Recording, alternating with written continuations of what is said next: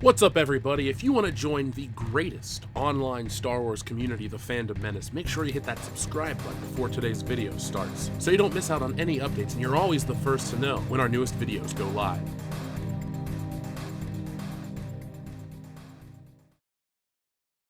So it's that time of year. That time of year where we skip Halloween and Thanksgiving and go straight to Christmas. It's a practice we all love. Thankfully, Star Wars is following suit. We just came off of PulseCon, Hasbro's answer to something. And I gotta say, if you're a real Star Wars fan, you're in luck. But if you're a Disney Star Wars fan, you've been passed over again for that Rise of Skywalker toy line. I have no sympathy for you people. So instead of a brief history of the decline of Star Wars toys, which you can find in this playlist here on the channel, let's just jump right into what's new. Now, this wouldn't be a Star Wars toy video from World Class Bullshitters without that recognizable piece of music. So, Maestro, hit it. That just feels right. So, first off, let's start with the title card image, the Christmas-themed Star Wars Troopers.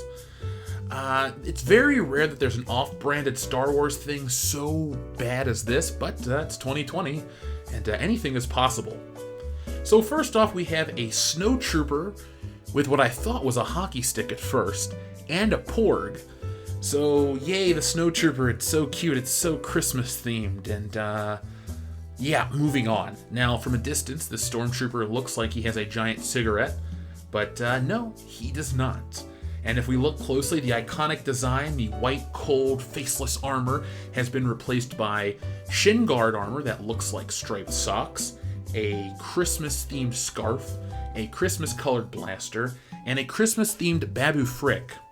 So, what the frick? Who is this for? Again, this is such an off-branded Star Wars decision, it just blows my mind. But I'm not here to complain incessantly about Star Wars toys.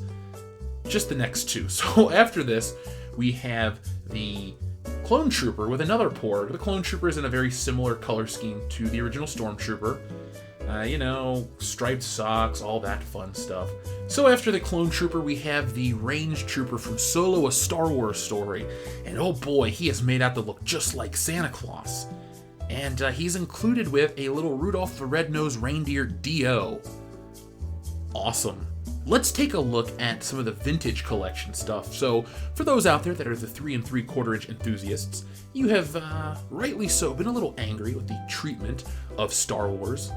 So let's take a look at some of the things that 3 3/4 inch collector fans can look forward to. So first off, we have Anakin from Attack of the Clones.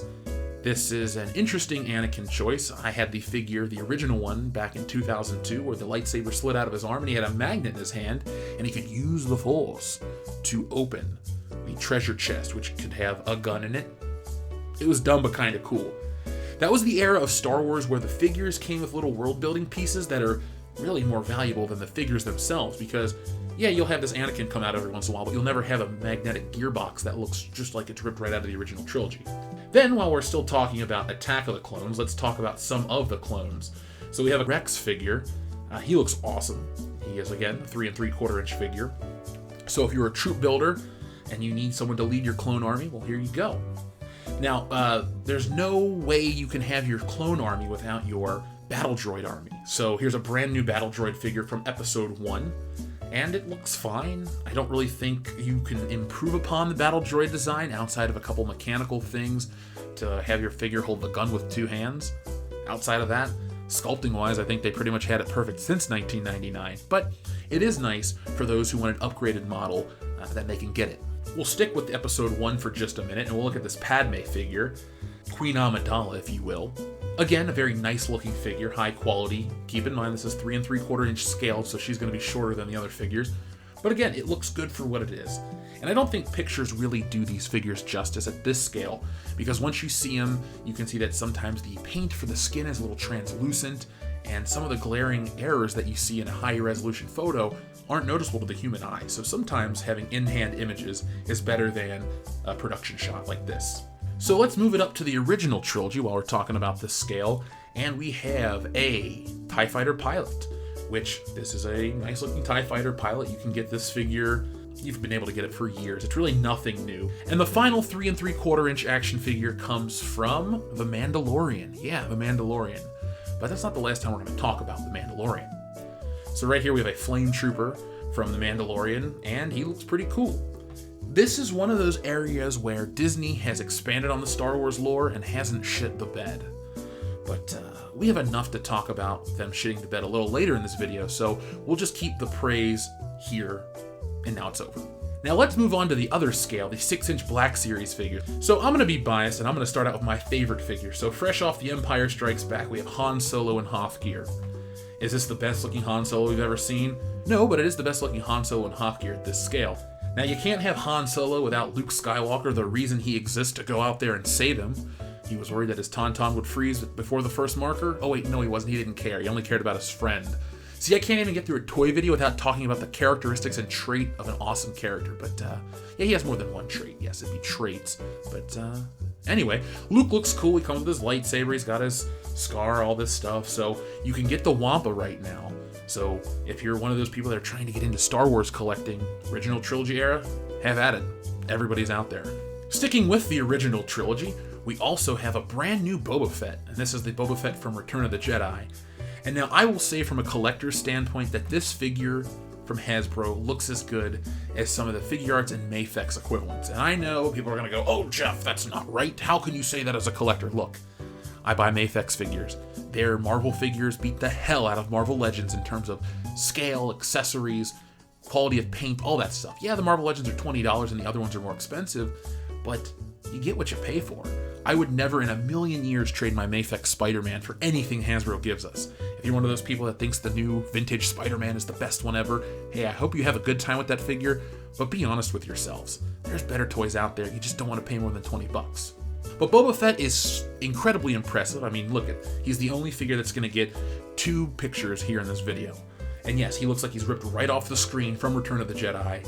So while we'll move forward, we also have another Flame Trooper from The Mandalorian.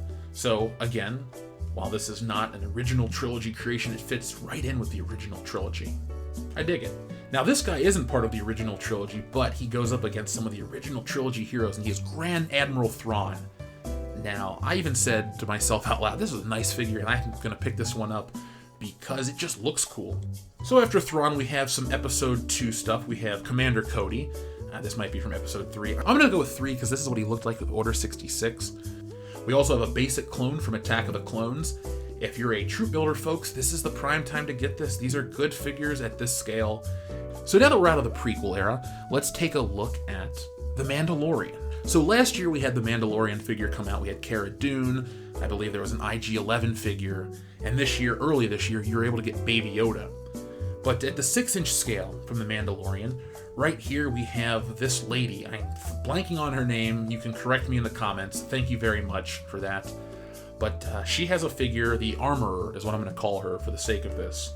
But we have the Black Series Armorer figure. And again, she looks awesome. Statement stands about Hasbro with their figures and armor. They look fantastic. I mean, realistically, what is there to rip on this figure? She comes with accessories. She's only in a handful of scenes, but I guess she's going to be in Season 2. Now, this is how Disney should have handled their Star Wars toy line early on. Give us figures based on characters we want. It's really not hard to figure out that formula. But if you go back to 2015, when everyone was riding the emotional high of that stupid trailer, Chewie We're Home, well then that is why Disney was able to do what they did with Star Wars, the brand. You know, oh, Hasbro, you make this. We have a mystery box edict. You don't get to know why it's important. You just make it. And that's why you have mountains and mountains of Rose Ticos and Jyn Ersos and Rays and Finns and Poes that never sold. That's why those figures are absent from this. Well, almost.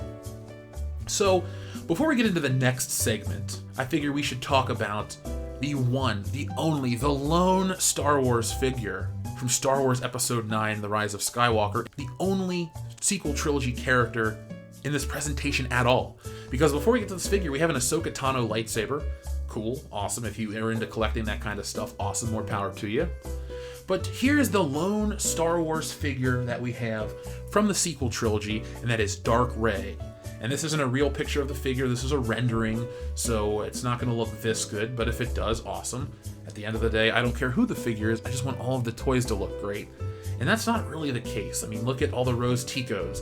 They all looked kind of stupid. And you could say, well, the character looked stupid. Well, I guess so. The lady looks good in real life, but what were they thinking?